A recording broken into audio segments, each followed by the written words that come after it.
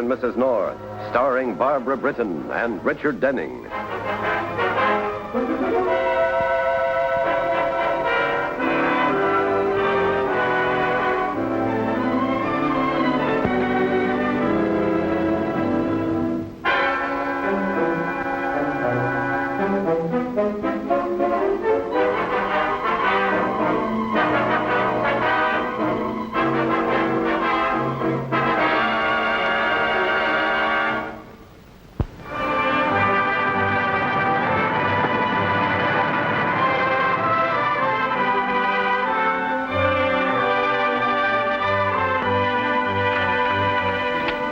Hurry up, can't you?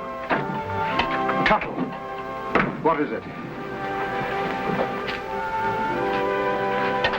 There's something I'd like to speak to you about, Mr. Compton. Privately. Privately?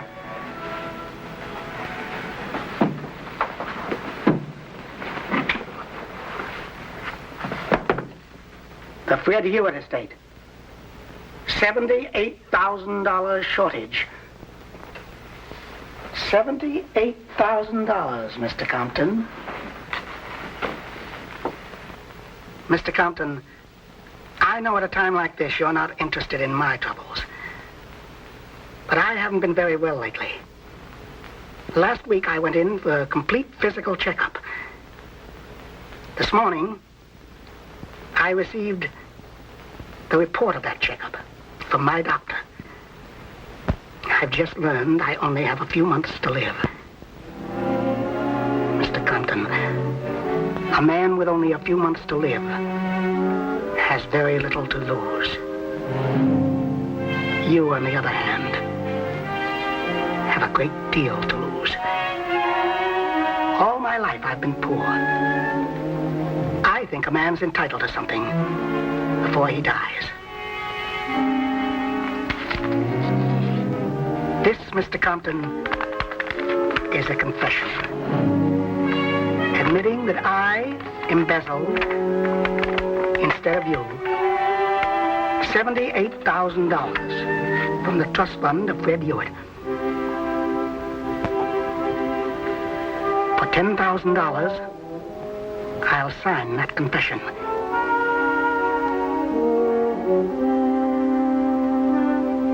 You see, Mr. Compton, I intend to enjoy my last few months. What proof have I that you'll go through with this? As I said before, Mr. Compton, I have nothing to lose.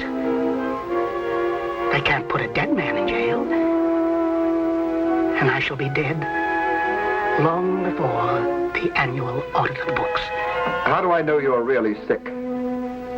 I took the precaution of having my doctor call your personal physician as a consultant. He confirmed the diagnosis. Mr. Compton, if my figures are correct, you have $12,220 in your office safe over there. I'll take $10,000 in cash.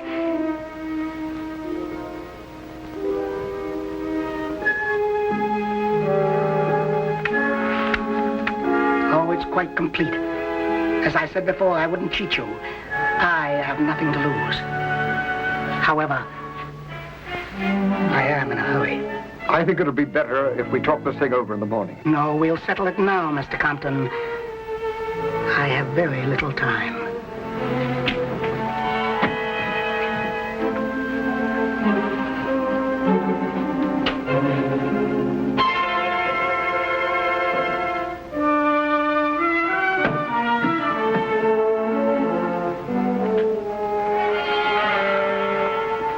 Explain why you sent me the confession.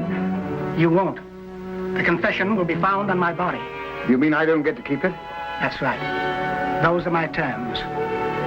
You'll either profit by my death, or you'll read of the unfortunate event while sitting in jail. Sign it.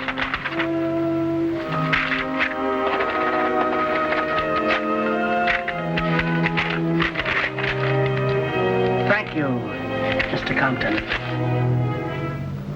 And good night.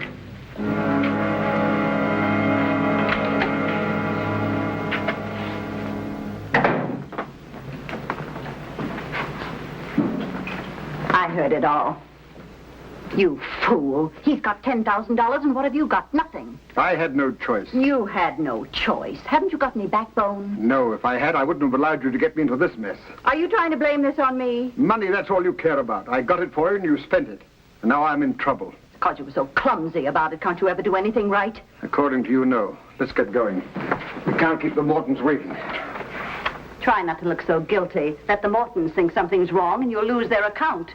Then you'll have to get a new wife as well as a new auditor.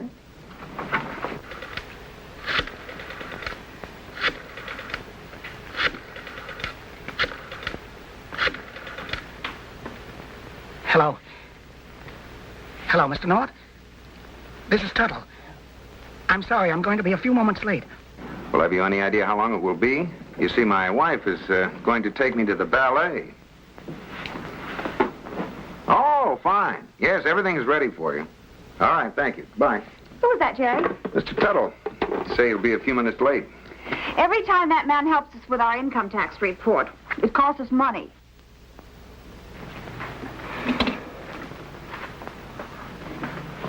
Is there anything else you need, Mr. Tuttle? No, I don't think so.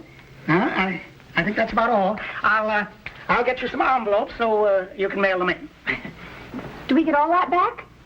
No, dear. That's what we pay.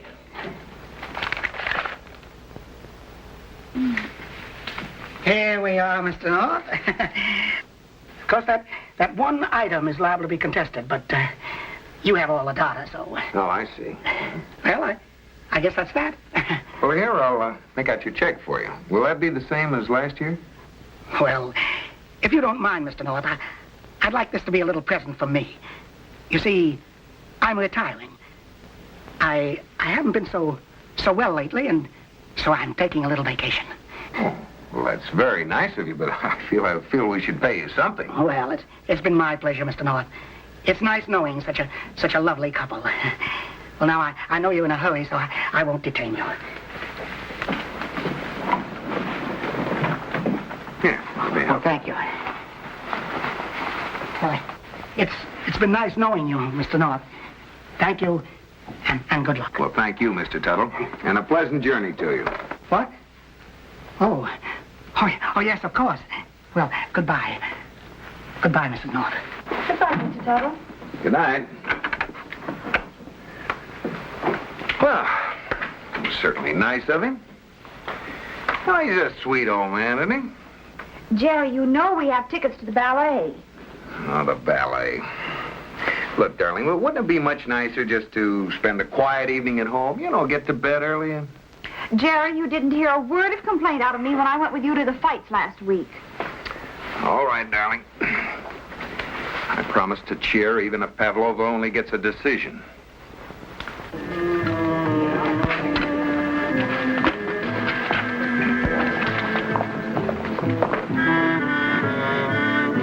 You know, I've always wanted to come to this place.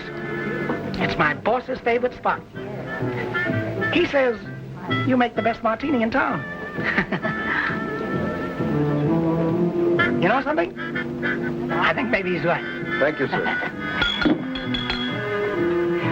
Yes, ma'am. More olives, please. You're cleaning me out. You've had 23 of them already. Oh, but who counts? I'm mad for them. Maybe the young lady would like this one. No, thanks. Would you care for another drink, sir? No, I don't think so. Just the check. I'm sorry if I seemed rude to you, but, well, you sort of startled me. Oh, well, I thought as we both seem to be alone... I'll have the same as his. I'm Jenny Holloway. Oh, how do you do? I'm George Tuttle. Miss Holloway. It is Miss, isn't it? Mm-hmm. Well, a pretty girl like you. How come you're not married? What's the matter with all the young men in this town? Oh, you're sweet.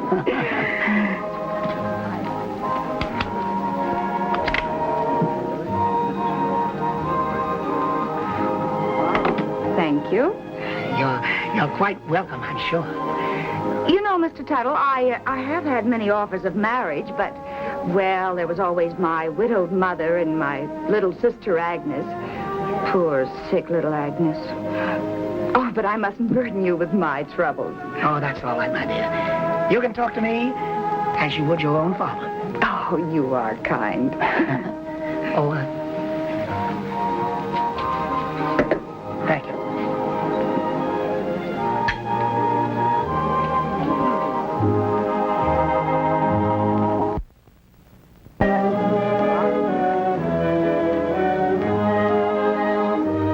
Come on, Georgie. I'm going to take you home.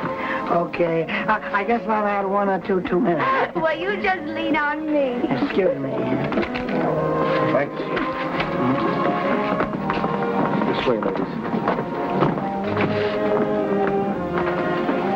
Tuttle, go after him. He's drunk. He could talk. He could do a lot of things that wouldn't be healthy for you. All right, you take care of the Mortons.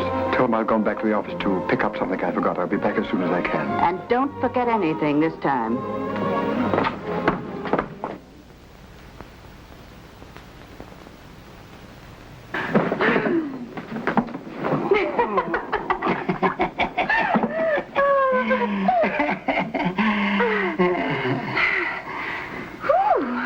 It's kind of cold in here.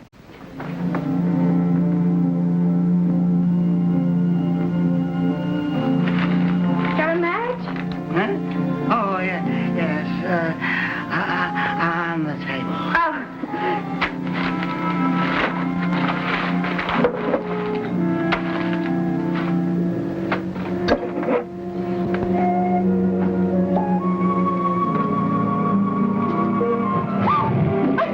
It popped.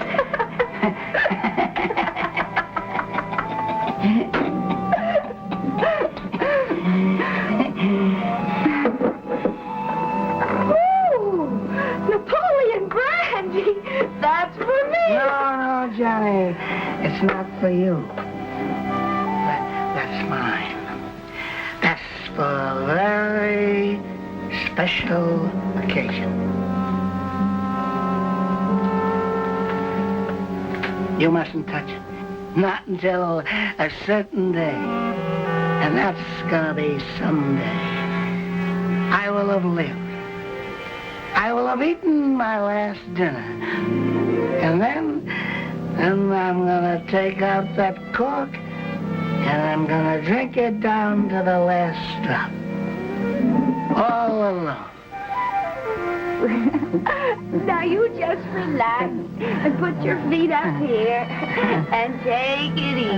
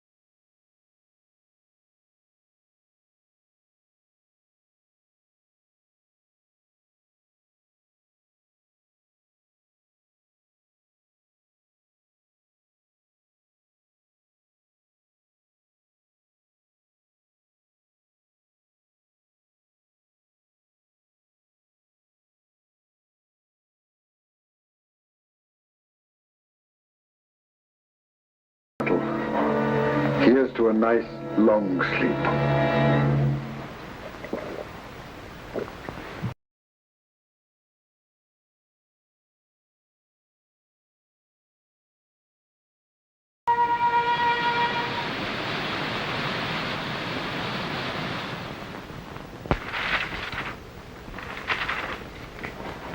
I can't find it. It's got to be here somewhere. Keep looking. Oh, what do you think I'm doing? Wait a minute, here it is. Auditor takes life. George Tuttle, head auditor of the Metropolitan Trust, committed suicide by asphyxiation last night. He was discovered in his apartment at 572 McMahon Street early this morning with the gas jets open when the neighbors complained to the management of the smell of gas. Well, go on. What does it say about the confession? Nothing. That's all there is. But it can't be. The police must have gone through his papers. I predicted this. Tuttle's double-crossed you. I don't believe it. What are you doing? I'm going to call the police. The police? Are you crazy? Not yet. I was Tuttle's employer. I've got some right to ask questions. Oh, all right. Be careful what you say. Police headquarters. Hello? This is W.J. Compton of Metropolitan Trust. I want some information about the Tuttle suicide. Lieutenant Brown speaking, Mr. Compton. I've just read about it, Lieutenant. I was deeply shocked. Yes, Mr. Compton? I was wondering, Lieutenant, was there anything found among his effects? Anything that I should know of as his employer? No, not a thing. I see. Thank you, Lieutenant. What'll I do? The auditors will be here now that Tuttle is dead. I can't stop them. They'll find the shortage. Oh, pull yourself together. If Tuttle didn't destroy the confession, then the girl must have it. The girl? The one from the bar, the one who was in his room. You'll have to find her. But how? I don't know. Get over to the bar, talk to the bartender. But the bartender doesn't come on duty till 6 o'clock. Then you be there at 6 o'clock. It's your only lead, you poor fool. Get over there. You've got to find her and get that paper. Pam. Hello, darling. Hello. Did you see this? Oh, Jerry. Oh, how awful. Poor Mr. Tuttle. But why should he want to kill himself? He seemed so happy. I don't know, darling. It's a terrible thing, isn't it? Oh, it makes me sick. But I can't understand it. He said he was going to retire and go on a vacation. Yeah, I know. Well, maybe this is what he meant. No, sometimes you just can't figure people. Jerry, I'll bet this had something to do with it. What? I found it behind the hall table this morning. I tried to call him, but there was no answer. To whom it may concern. Certainly looks like Tuttle's handwriting. Let's open it and see what's inside. But we can't do that. That's for the police. It says to whom it may concern. Of course, if you think I shouldn't, oh, my. What? I accidentally opened it. Oh, now really, Pam. Jerry, he was a crook. Who? What are you talking about? Mr. Tuttle. He stole money from his employer. Don't you see he wasn't going to take a vacation? He'd embezzle the money, and then he knew that the jig was up. Oh, Pam, where do you get expressions like the jig was up? And besides, Mr. Tuttle wouldn't even read a newspaper headline without giving the boy a dime. It's true. Read this. Tuttle's signature, all right. But offhand, I'd say he'd be more apt to kill himself than to steal. We better tell Mr. Compton. Yeah, first thing in the morning. No, Jerry, tonight. This is important. I'll look up their address in the phone book. Oh, no. Look, I told you, mister, she never comes in this early. The odds are she won't show up at all. I'll wait. There seems to be something wrong with my stomach. Give me some more milk. Hello, Grace. Yeah, she's not here yet. Hi, Mabel. She's here. Joe, I think I left my cigarette case here. Yes, you did. Oh, thanks. I got this from my father. Well, see you around. I want to talk to you. Oh, but I'm in a hurry. So am I. I know you've got his wallet, and there was $10,000 in it. Say, what are you, a cop? You're in a lot of trouble, but if you do as I tell you, I think I can help you out. What do you want, the dough? I don't want the money. I'll tell you about it on the way. Get going.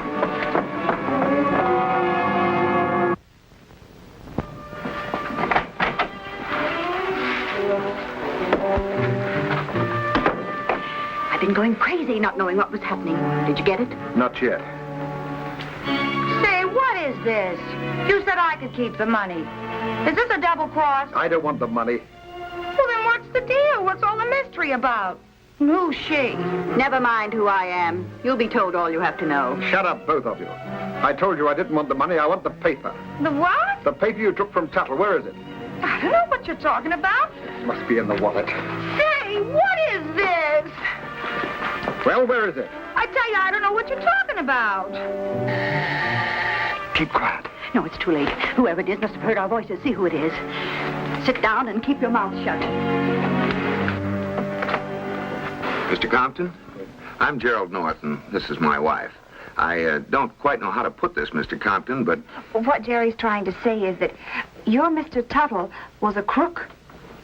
Come in. You see, Mr. Tuttle has been making out our income tax returns for several years now. We read in the paper tonight that he'd killed himself, and we thought you ought to see this. He left it at our place when he was there last night. He killed himself? What is it, dear? It's a confession. Tuttle's a thief. He stole over $70,000 of the firm's money. Confession? Isn't it terrible? I can hardly believe it.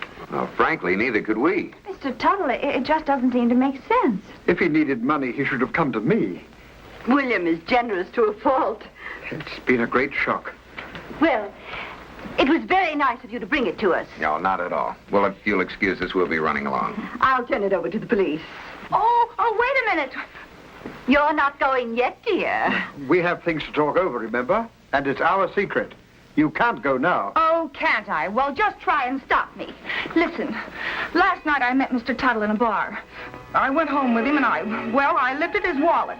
But when I left him, he was sleeping like a baby. She's had a few drinks. Don't pay any attention to her. Oh, yes, they will. Tonight, that mug practically kidnapped me, and he and this woman were ready to murder me just to get that paper you walked in with. Don't listen to her. She's crazy. Maybe I am, but I'm not crazy enough to be left here alone with you two. Why don't you stop her? Mr. Compton, why were you so interested in that confession? I'm president of the company. I knew there was a shortage. How did you know there was a confession? Oh, leave me alone. I have nothing more to say. Well, I think you have. And I know the man who can make you say it. Pam, get on the phone and get Lieutenant Wigan. Tell him to get right over here.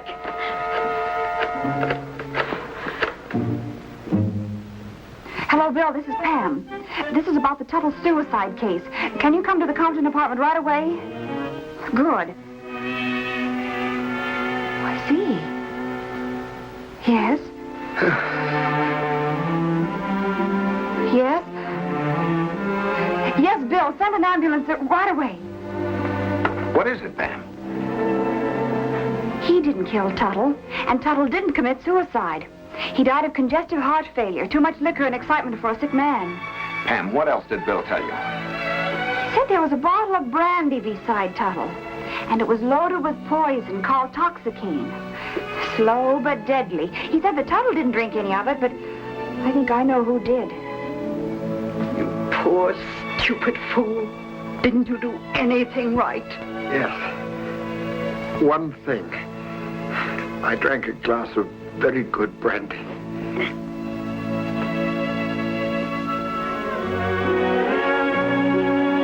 Jerry? Ready for bed? I certainly am. I don't wish to be disturbed for at least 2 weeks. Jerry, this is addressed to the Director of Internal Revenue. Shouldn't you do something about it? What's today's date? March 15th. Why?